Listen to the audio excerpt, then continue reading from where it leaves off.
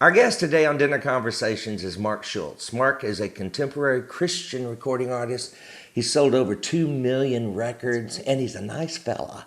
And he was adopted. That's right, yeah. And a lot of his songs, even, his storytelling way of writing songs is a lot about his experience as an adopted child. And now he is an adopted parent. They just adopted, he and his wife, they have 2 biological sons, adopted a daughter. And what we talk about, we get into how adoption is not something that is just for families who are adopting. It affects everybody. That's right. It's a community thing, especially as the church, that children, right? Orphans and widows. Children. And we were adopted in Christ. That's right. So we all understand that relationship, and then we're able to extend that relationship to others like Mark. So I think it's good. A beautiful conversation. Yeah. We should all have t-shirts that say, I'm adopted, and be proud of it. Hey, there's one seat left at the table, and it's yours. Let's join the conversation. So you were adopted? Uh-huh. Mm-hmm. How'd that go for you? So, growing up, Yes. adopted, but with biological, brothers, a brother and a sister. Right. Who are biological to your parents. Yes. So I'm interested in that. Like, did that produce any insecurities or tension, or how has that played out? Did they like you best? When I didn't know I was adopted till I was like 3rd grade, probably. Really? You know what I mean? Kept it a secret. So I didn't even know to ask. So we're going through our baby books, and I'm looking through there, and my sister is a year younger than me. She's in 2nd grade. My brother's 5 years older than me. And my sister's looking through her baby books, and she's, and I'm looking at stuff, and I'm like, hey, you've got that, but I don't have that in my book. And hey, but I don't have that in my book. And I'm like, where's my, and so I said, Mom, I've got a discrepancy here. I maybe didn't use that word, but it was, right. You know what I mean? 10 years old. I said, excuse me, I was in the 3rd You were grade, my smart, vocabulary was out of and I knew I didn't come from this family. Yeah. And so, I said, hey, grade. and my mom said, well, you don't have certain things in there because we don't have them because you're adopted. And I was like, well, what does that mean? And they were like, well, adopted means, with your brother and sister, that's who we got. God gave us, them. We got to go pick you out special. I was like, man, that feels good. And so I got to about the 8th grade. My sister was a 7th grader, and we were arguing over something really important like shoes. And she said, yeah, well, she was just mad because I'd won the argument. She goes, you're not even supposed to be in this family because you're adopted. And I stopped for a second, I looked at her, and then I started to smile on the inside, and I said, yeah, you know what that means? It means Mom and Dad got to pick me out special. They just got stuck with you.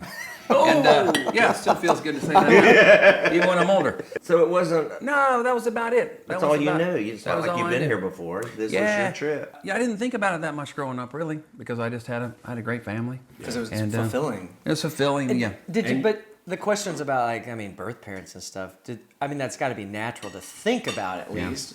Have you ever wanted to meet them?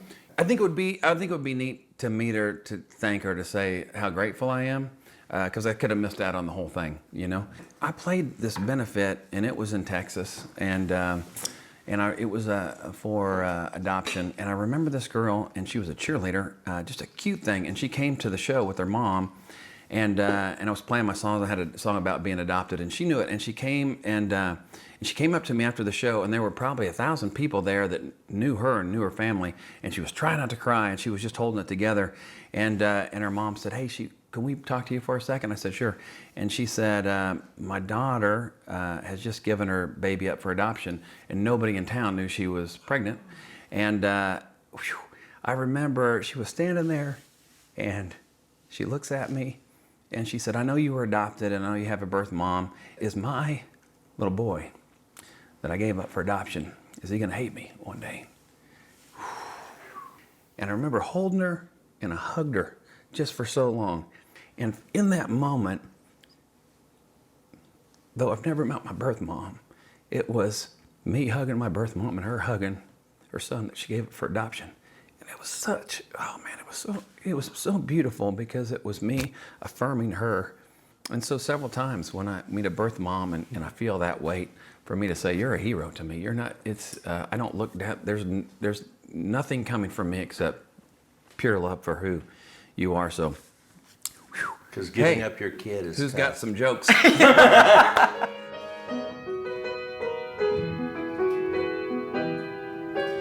Must have found your tears when they took me from your arms.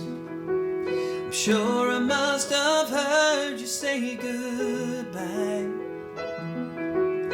Young and so afraid, had you made a big mistake? Or could an ocean even hold the tears you cried? You had dreams for me, you wanted the best for me, and you made the only choice you could that night. And you gave life to me, a brand new world to see. We're playing baseball in the yard with Dad at night. Mom reading Goodnight Moon, praying in my room. So if you worry if your choice was right, when you gave me up, oh, you gave everything to me. And if I saw you on the street, would you know that it was me? And would your eyes be blue or green like mine? Would we share a warm embrace? Would you know me in your heart? Or would you smile and let me walk on by, knowing you had dreams for me, you wanted the best for me? Oh, I hope that you'll be proud of who I am. You gave life to me, a chance to find my dreams, and the chance to fall in love. You should have seen her shining face on our wedding day. Oh, is this a dream you had in mind? When you gave me up, oh, you gave everything to me. And when I see you there, watching from heaven's gates, into your arms I'm gonna run. And when you look in my eyes, you can see my whole life, see who I was and who I become. 'Cause you gave life to me, a brand new world to see. I'm playing baseball with my sons late at night, and reading Goodnight Moon, praying in their room. Well, I'm so grateful that I've had this life. When you gave me up, oh, you gave everything. When you gave me up, oh, you gave everything. When you gave me up, oh, you gave everything to me.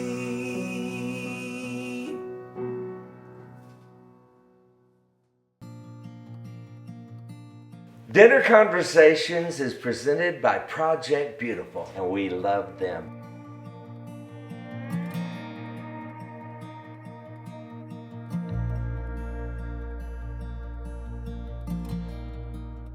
They told us the other day about those 5 girls over in Nepal, was it? Yeah, in Nepal. And the trafficker comes up to them, they're uneducated, promises them jobs because they've just had an earthquake in their hometown and they speak a local dialect which limits their opportunities. So here comes the trafficker and says, we got jobs in Iraq, come with us. So they get to the border and Project Beautiful is there looking for red flags. They've been trained in red flags. And the trafficker told the girl, don't talk to anybody. Don't speak to anybody, which is one of the things they do. And so Project Beautiful goes up to the girls and the trafficker and asks them questions. Of course, the trafficker immediately denies he even knows these ladies. He's arrested. The girls are taken back home and taught what to look for. and they were so grateful. And it was before they got into the sex trafficking, so they didn't have to go through 25 years of therapy.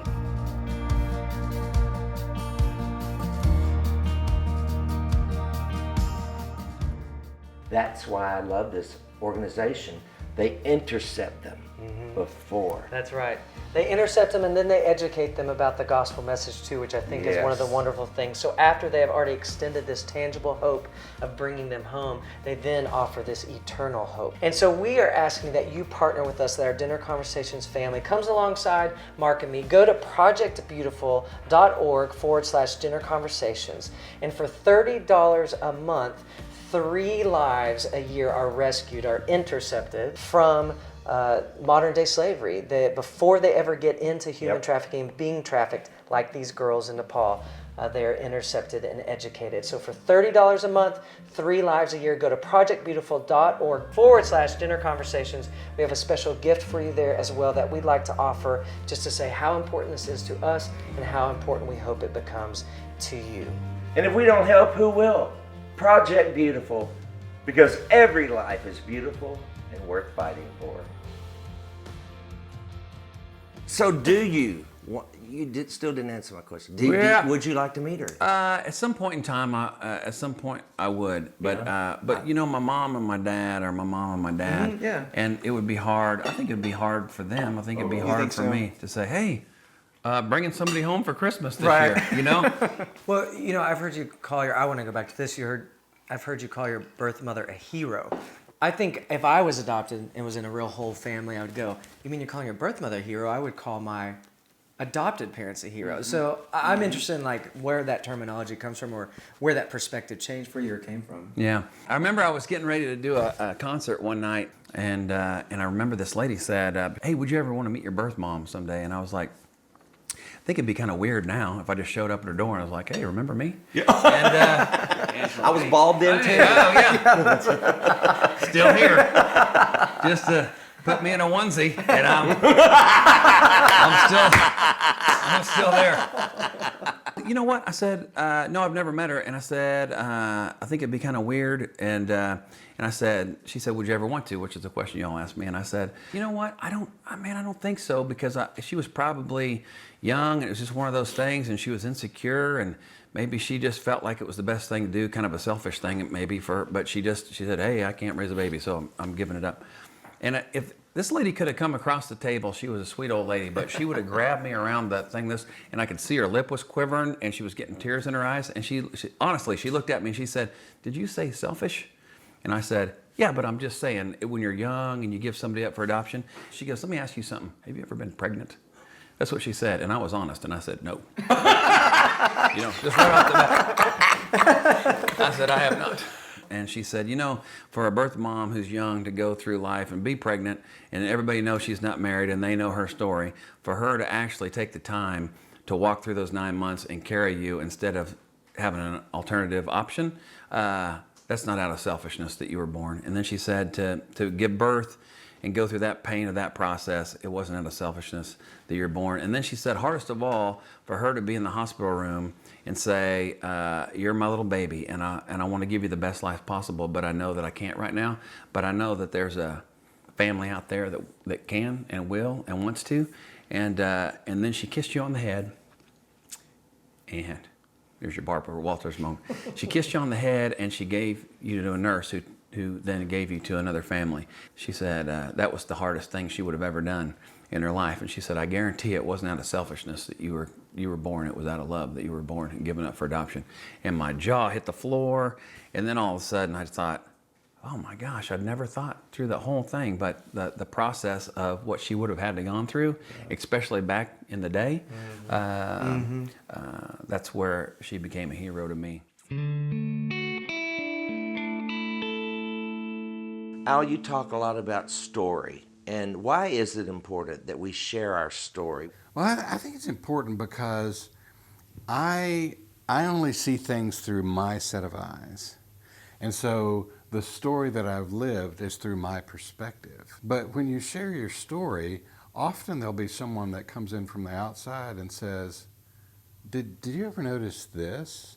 The perspective of another person adds color to your story. Yes. Often, whether they're a professional or whether they're a friend, and sometimes that perspective will really heal you, or be a part of your healing. So yeah, sharing it just means that there are other eyes, because I just see out of my eyes, but you can see me and I can't see me. And don't you think also when you open up and tell your story, that people who've had this similar story instantly relate to it? Absolutely. You know, like and then they open up about theirs when they might have been embarrassed to. Absolutely, and I think that's the power of story. Most people really want to share their story. They really want to, but they don't know they have permission, or they weren't taught that it's okay. But yeah, another set of eyes just changes things. Yeah, and I think the convenient thing at the moment is to have an abortion, because a pregnant, scared birth mom just wants it to go away. Stick your head in the sand, it never happened. So to carry a baby to term and then follow through with an adoption plan is like the ultimate gift. It is likened to our Heavenly Father and Him giving His Son to us. Well, and you know, because you have a biological child as well. So as a mother, which I, of course, have not had this experience, but having carried a child, the intimacy of that Right. type of experience with a child. And then that's what we're talking about. This is truly a sacrifice of love. Right. Because there has to be immense connection immediately from the time that child is birthed to Right. then still be able to say, I know the best thing for this child at this moment in yes. time. When I did pregnancy counseling with girls who were pregnant, we would do a hospital plan. I'm going to see my baby, I'm going to hold my baby as soon as it's born, or I'm not going to see the baby hold the We would write out the whole hospital plan, and we would make sure that the social worker at the hospital had a copy of that plan, because things can get a little chaotic and a little muddy. And, And emotional, I'm and sure. very emotional, and lots of people's opinions can get involved in that situation. But I always prepared the birth mom. What we have on this piece of paper may or may not be what you want to happen at the time that you actually deliver. And you are the mother, and you have every right to change anything. This is not a contract. We're just writing it down to alert the social worker or the adoptive family. But oftentimes a birth mom would decide not to hold that baby because they were so afraid they would change their mind if they held that baby and had that connection. Now I will cry. So going from that mom perspective, you think, could I do it? I would like to think I was strong enough to be able to do it for the love of my child. But selfishly, I don't know if I could. It's courage that I don't think crosses our minds. No. Dinner Conversations is presented by Project Beautiful. And Project Beautiful has saved over 12,000 lives from sex trafficking around the world. And what I love about Project Beautiful is that they intercept them before they get into it. And you've got to go to their website and see how it's done. If you go to projectbeautiful.org/dinner conversations, you can find out how to partner with us in bringing home vulnerable lives today. If we don't help, who will? Project Beautiful, because every life is beautiful and worth fighting for. Yeah, well, I didn't find out until after our first son was born, and I tell the story that I was putting him to bed and I was looking at him, and one night, and he smiled, he started laughing, and I looked at him, I'm like, those are my eyes, and that's my smile, and that's my face, and it's like 3 a.m, because that's when he liked to eat milk, and my wife walks in, and she's like, hey, why is he laughing, and why are you crying? I was like, I've always wanted to meet a blood relative, I found one, he's right here. And now you've just recently adopted a little girl. Funny you should ask about that, because I happen to have her picture on my Instagram. This is her in China on the day she became an American citizen. Isn't she the cutest thing ever? yeah, Go ahead, make all over her. I know. So let me ask you this. Yeah. Do you like her better than your natural children? Natural, I like that. Funny you should ask that, because the natural ones are 5 and 3. They're boys, and so they're like Energizer bunnies. You don't even plug them in the wall. They just go all the time. And she's just docile. She's like a kitten. And so so my wife, as soon as she met her, she was just like, you're my baby. And she came, and to me, I was like, hey, you're a Chinese baby, and I don't know that you're mine yet. And then Yeah, I was wondering about that. How long did it take you to connect? for her, it was just right away, you know. Was it really? And for me, to be honest, it took a while because I was just like, man, you don't look like me or smell like me Sure. or have any of the same, what, you got more hair than I do. The whole thing was different. And then when we got her home, it got to the place where my wife was saying, I just can't get her down. I just can't, you know, she's the sweetest girl ever, but at bedtime she'll cry and do that whole thing. And I remember the first time I went in and I'm holding her, oh gosh, here we go again. And I'm holding her and I'm looking at her and I'm giving her milk, and then she looks at me and she smiles really big and she puts her head right there and she holds on and she's out. And so every night I put her to bed, and I'm just telling you, there is nothing better in the whole world. You know, I had thought, and that kind of inspires a thought, and that in my family, there's a lot of families, cousins, brothers, etc., who have adopted. I've always wanted to adopt. My oldest brother, it's 3 girls, my nieces, and I've one time he was just kind of like, just really eager to have a boy. Out of all of us, he's the most man's man, hands-on and stuff, and he has these 3 girls, which we think is Happens all the time. Hilarious, right? Yeah, exactly. And they even tried, like, by the Chinese calendar or something like that, you know, to change the gender of the child. Got the candles out. Yeah, it didn't happen. Right. So anyway, Standing on her head. you know, I said, well, you could always, I mean, like, I don't think this is strange. You know, if you want a boy, why don't you adopt a boy? You know, you got 3 girls you love and stuff. And he said, my wife and I have talked about that, my sister-in-law, and he said, we feel literally zero calling to adopt. Yeah. But I know, you know, where does a person like that, because I believe adoption is a spiritual thing. What would you say to someone in that role, not feeling Don't called to do adopt it. themselves, but how do they support Right. the community of If adoption? you don't feel like you should do it, you shouldn't. Yeah. But I think if you're not being called to it, I think you probably shouldn't do it. One thing, I'm going to talk both sides of the coin because I think that's right. When my wife wanted to adopt and she was doing all the paperwork, I wasn't doing any of the paperwork, and I was kind of dragging my feet like, that's kind of a good idea, but I'm also scared out of my mind of what that's going to be. And so but my wife always makes the right decisions. So I knew she's going to make the right decision again, and we're going to have a great kid. Yeah. And so she was more leading the train than I was at that point in time. But then you hold her, and then you're just like, man, this is the way it was supposed to be. Never close the door and to keep listening. But if there's some interest in there, maybe there's a spark of something that's in there, that might be a little tug.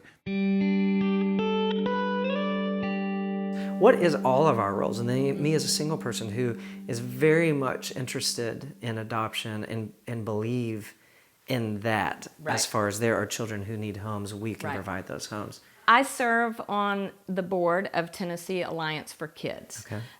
Our current governor, he wanted to make a difference in the foster care system. Okay.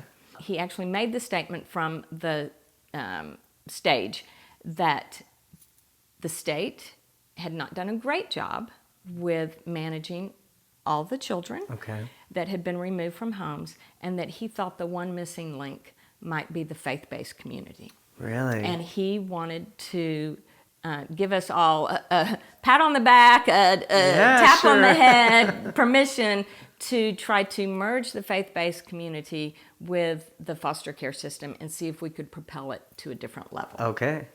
There's a gentleman in Texas who has a very small little congregation, and he and his wife took in some foster children, and then more people in the church took in foster children. And in his county, revolutionized the foster care system.